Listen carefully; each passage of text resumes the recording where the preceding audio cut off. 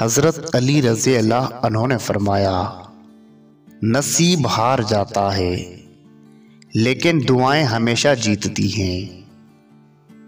बस यकीन के साथ अल्लाह से मांगते रहो, वो रब है, तुम्हें मायूस नहीं होने देगा।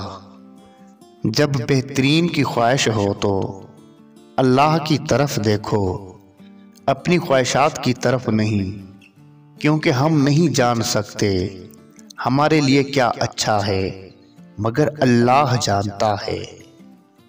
इंसान को अच्छी सोच पे वो इनाम मिलता है जो उसे अच्छे अमाल पे भी नहीं मिलता, क्योंकि सोच में दिखावा नहीं होता। हज़रत अली से किसी ने पूछा, अगर कोई अपना हमें भूल जाए तो क्या किया जाए? शेर खुदा ने फरमाया, कोई अपना हो तो वो कभी नहीं भूलता, और जो भूल जाए वो अपना नहीं होता। किसी के घर जाओ तो अंधे बन के रहो, और बाहर निकलो तो गूंगे बन के निकलो। अपने अखलाक को फूल जैसा बना लो, और कुछ नहीं तो पास बैठने वाला खुशबू तो हासिल करे।